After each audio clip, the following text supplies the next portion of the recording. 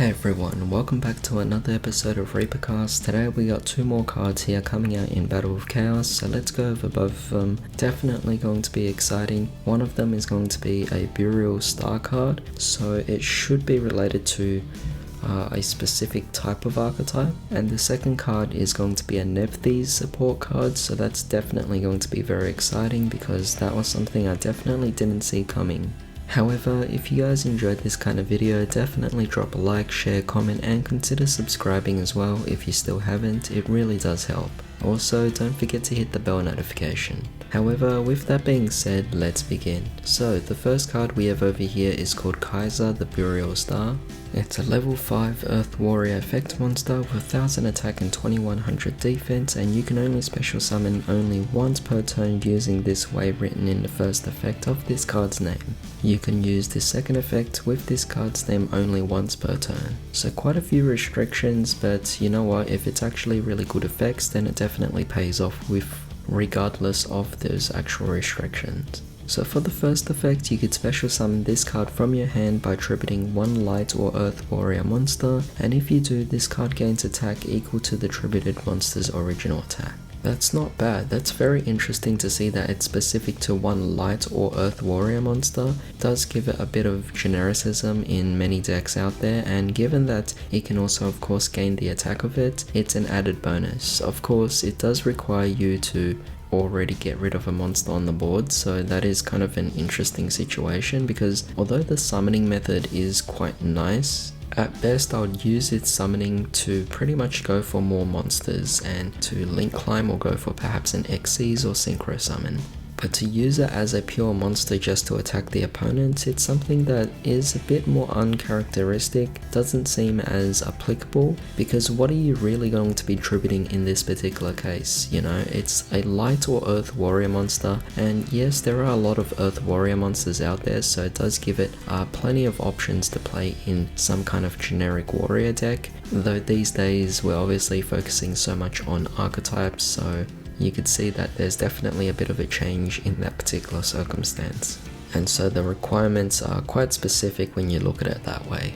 Now as for the second effect, you can banish one warrior monster from your graveyard, send one light or earth warrior monster from your deck to the graveyard. That's not bad at all. It allows you to get rid of your resources, or at least fill up your graveyard with resources, that way you could easily summon them back. Of course, this will depend on what kind of deck you're playing with.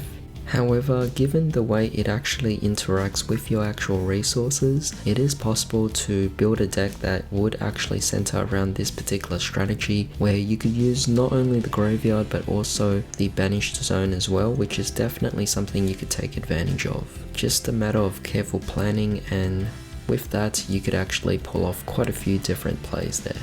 Otherwise, I wouldn't particularly say that this card is disappointing whatsoever.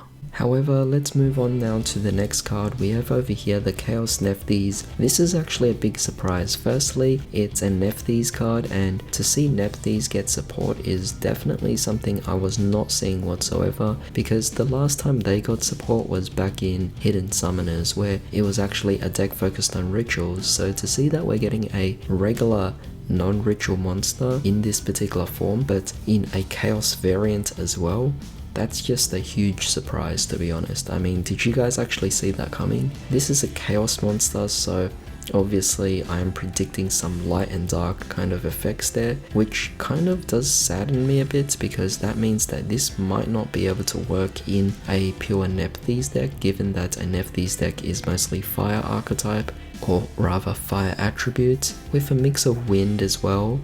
And so summoning this might not be applicable. However, let's find out. This is a Dark Winged Beast special summon effect monster. It's a level 8 with 2400 attack and 1600 defense, so really reminiscent of the original Nephthys, and this cannot be normal summoned or set, and it must be special summoned by its own effect.